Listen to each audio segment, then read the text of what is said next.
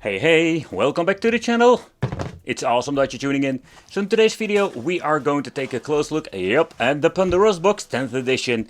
It has been out now for some time, but there are some things that we need to talk about because we do have positive sides about it but also negative sides. I want to do in-depth review about it just to see is this thing actually good and is this the Pandora's Box that we have been waiting for all this time.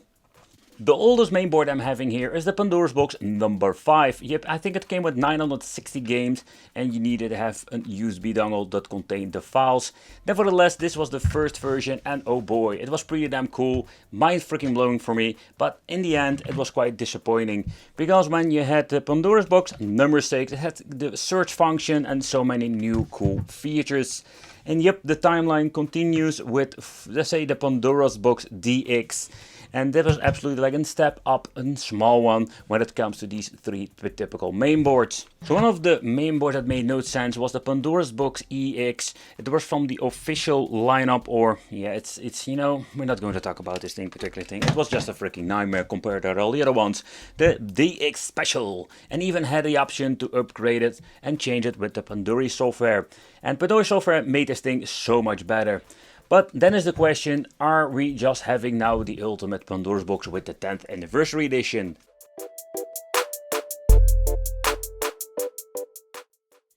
Because this is the latest mainboard, my friends. Yep, we do have the different kind of kit you can pick up. I picked the one up with a cable harness, or cable tree I want to call this, and this is such a convenient thing. It comes even with a very nice deluxe instruction manual. I think that is the only company that actually does this. All the other ones give you like a toilet paper one, or just going to give you anything else. So a lot of new features like aspect ratio that I've been complaining and asking for like freaking years now. And yeah, the menu also has been altered. Nevertheless, let's take a close look what I'm actually going to get with this mainboard. So the color has been changed to the red. I did see some pictures on AliExpress showing a translucent red version. Also take consideration the one I'm reviewing here. I've bought it when it just came out. And this is version, let's say 1.0. And the later versions are going to be updatable. This doesn't have this feature. But what can we do actually with it? So this new Pandora's Box needs to be the next level. Unfortunate as making this video, Pandora is not able to install on this. I wish they can do that because there is always way for improvement. Nevertheless, there is already a jumper over here because one of the contacts is for the on and off switch. So I'm plugging the 12 volt adapter in. That didn't came, I think it didn't even have the option for it.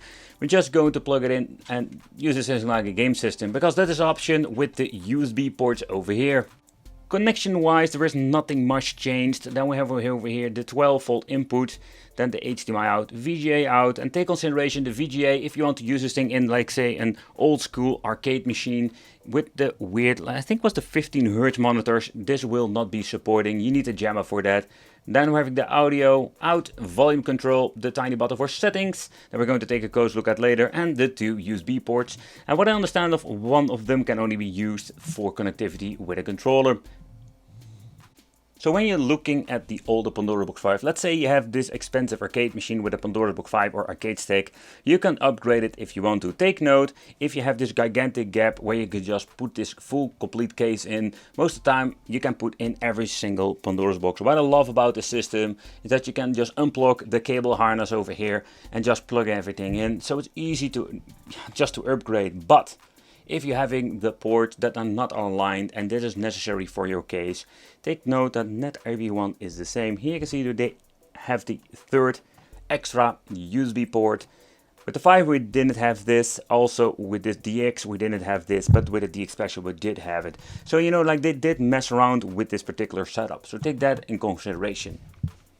So one of the things they have been changing in the last couple of years is that we do have different kind of PCB qualities. So first of all, when we're going to open it up, what I've noticed that we do have Wi-Fi capabilities with this particular model, and they put the Wi-Fi antenna over here. Then we're going to get different kind of cooling elements.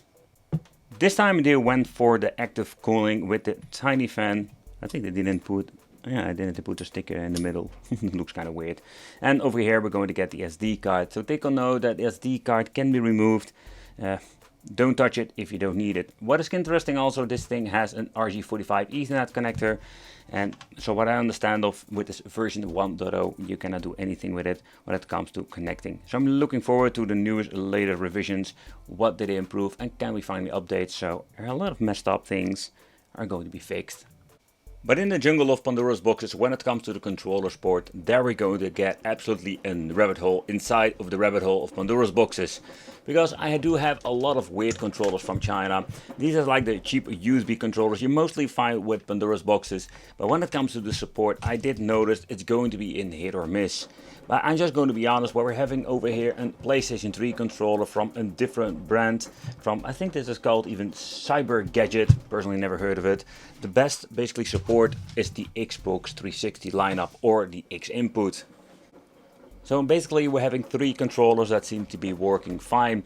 The first one is the ByTop. This is a very difficult one in my opinion to find. They mostly sell this with Super Console X's, or you can just of course use them in your PC. They're very comfortable, have a PlayStation 4 look-alike grip when it comes to this. And it's kind of interesting, they have this on flat surface, but when you're looking at the compatibility when it comes to the D-pad and the ABXY, I really like this particular controller. I'm always such a big fan when it comes to the Xbox 360, and this one also works on previous models. I think it was a DX and a DX Special, so it does have a great compatibility. And the last one, it is more like a fun novelty if you like fighting games. So this particular version is more like a fight pad. It will have every single button that you're going to need, but as a big fan of fighting games, it's pretty damn cool, and it also seems to be working on this new latest Pandora's Box series. Another thing you need to take consideration if you want to use this thing like in game system, you need to use only one controller, simply because the other one is not going to be recognized by the system. So that is quite unfortunate, so we still need to have a USB hub implemented if you want to have multiple controllers. But when powering on the device itself, I can tell you it sounds like a freaking vacuum cleaner.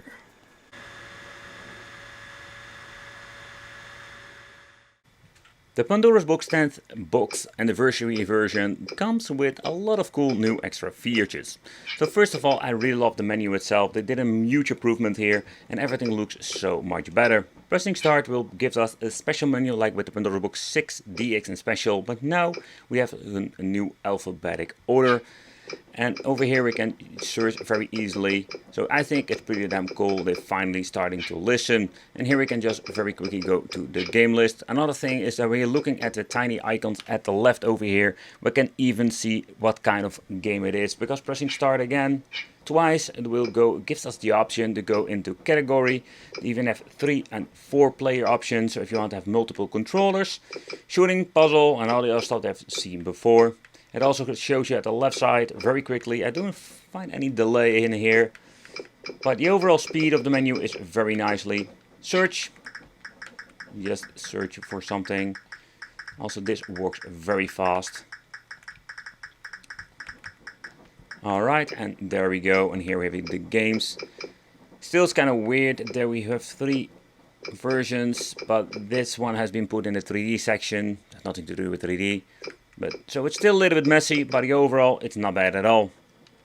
Let's talk about the settings menu over here.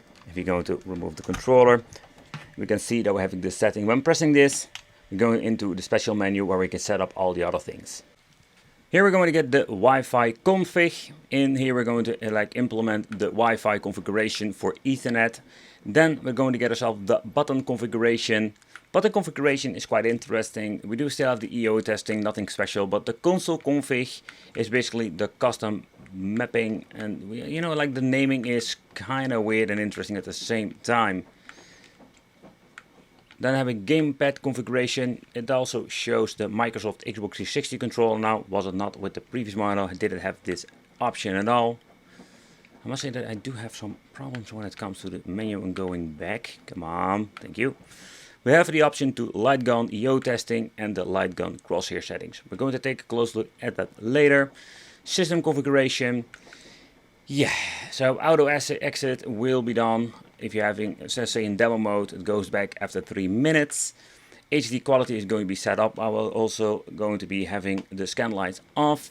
And also later on I will show you what are the differences between these options. Game configuration, difficulty and live config. We can even like edit the favorite list and the game list if you want to remove a couple of them. But this is where you can do built-in speaker. It's only if you're going to implement this thing in a 2-player arcade stick, or you're going to build it in an arcade one-up and you're going to plug in the speaker straight into the Pandora's box. Language was English, Spanish and an Asian language, that's it. And that's the only thing that we can change out when it comes to the settings menu. So when it comes to the game support, it's more of the same that we have seen many times before. I think Atomus Wave is one of those systems that they implemented. What I do like that we have Atari 2600 and 7800. Lynx is over here. I think Atari Lynx was not on the previous models. Can be wrong. Sometimes I'm just honest, I cannot keep up anymore with these things. But mostly of them are the same. So different kind of platforms. Also going to try out so almost everything just to see. Especially when it comes to Place Portable and MAME. Because I wanted to see what we're actually going to get. Well, when we're going to get into the games itself, we do have an option where we can go back to the main menu, but we also can make a quick load, quick save. The console and the gamepad config that I'm showing you in the special menu, that's also here, so we can map the buttons if you have any problems, and we even can change out the aspect ratio to 4:3. An option that I've been asking for freaking forever. So what is kind of cool, that they implemented the save feature, so we have unlocked everything. I do have the idea that there is a small audio delay.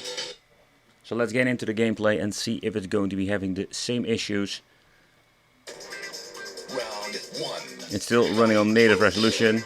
Yeah, it does have a sound issue. Yeah, it's a minor delay. Yeah, it's absolutely a delay. So that is something they should fix in the next version. The speed itself is just great. And everything looks so much better in 4:3 aspect ratio. Another thing I wanted to check out is MAME. The first thing I've noticed, I need to crank up the volume almost to 100% because it's very low. And yep, there are still no shadows, but I understand of when you're using the wrong emulator. So one of those things that a lot of minor issues that they should fix. And unfortunately, they didn't. Alright, so let's get into the Tekken 6. It automatically boots up in the character selection screen, so that's pretty damn cool. I can see that it still runs on very low resolution. I can just see it because it's very pixelated. Round one. Yep, still having an issue that it slows down, not a big of a deal. You can see the wiggly feet because they are still not fixed the emulator issue. But the overall performance when it comes to Place Portable, it's the same that we have seen before. It's not a super demanding system anymore. But these Android boxes where they're basically running on are not powerful enough to get Place Portable running. But beside the minor problems, it's still playable. Okay, so next up I want to jump into the Sega Dreamcast part. With previous Pandora's boxes we always had that glitching stuff going on due of the, I think it was the Mali GPU that didn't have a great compatibility. But this seems to be working just fine.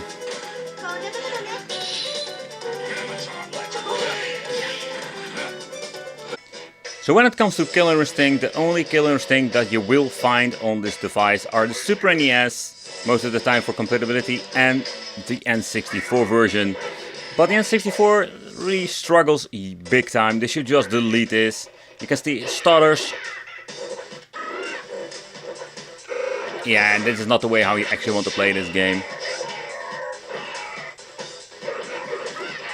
So, but N64 is always pretty damn problematic when it comes to these systems, and it only runs decent enough on a mini PC, at least with Bodasera. Another arcade system we can find is Sega Naomi now. And we can switch it back to 4:3 aspect ratio. And if you want to enable rapid fire, that is possible by pressing Start and A. Okay, you can see that's been activated now. And that is freaking cool.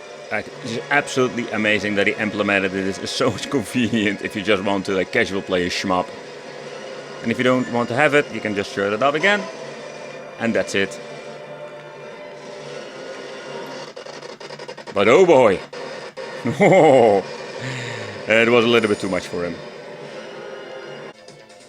Let's take a close look at some Thomas Wave. Dolphin Blue is my game that I mostly play just to dash bench it, but it is not even on there, so that says enough for me. Stage 1. Apollonia building.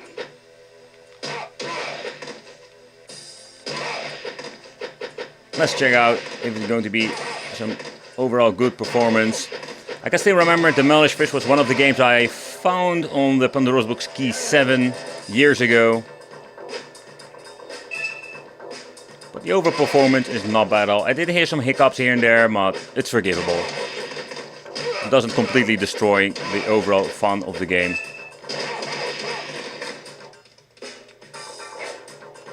So one of my tests I want to do is when it comes to Blood Bros. The reason why, because somehow they keep managing to get the wrong emulator running at the back end and make this game absolutely looking great but sounding awful. So let's see how it will work out. The loading times are forgivable. Also, it's pretty damn cool that the rapid fire can be used in here, but it sounds pretty damn awful.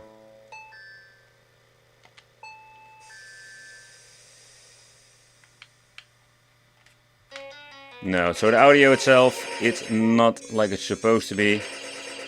Oh man, the rapid fire is freaking awesome. Say hello to my little friend. Here you go, give me some money. Such a fun game to play. But particularly when you're going into the end of the stage, you have this funny tune, makes this game absolutely hilarious. That is not in here, because this was one of those things that they completely messed up.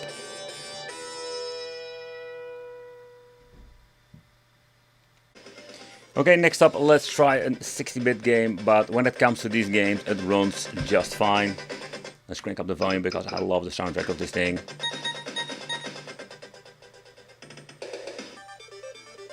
And let's boot it up. This was even a special edition of the ROM set because we can even play with the final bosses. I think that is even more cooler than ever. But these boxes are just great when it comes to the overall performance for old school stuff. So when it comes to, let's say, the different double games are on the machine, I really hate it. But when you're going to replace, let's say, the different regions with different kind of versions, like this weird Street of Rage version that you can actually play like one of the final bosses, that's just freaking hilarious. So one of the systems I have never encountered on previous Pandora's boxes was the MSX. I'm just going to be honest, I have no idea how this is actually going to be functioning with a controller. Oh, there we go. Is that some weird Bomberman? Oh, I just already killed myself, okay. Another feature this thing seems to be having the right aspect ratio for different games that normally are Tate mode. So let's see what happens. We do have the special option for the rapid fire, but let's check out what happens if we're going to change the aspect ratio. Yep, that can be changed. So where the Pandora's Box 10th Anniversary Edition has so many improvement points looking at the previous models, but the main problem still is that we have a lot of minor issues that they need to solve. What I understand of this, the first edition I'm having over here, so there is no possible way to update this thing. Hoping that I'm wrong and that I can update it and can fix all of the issues.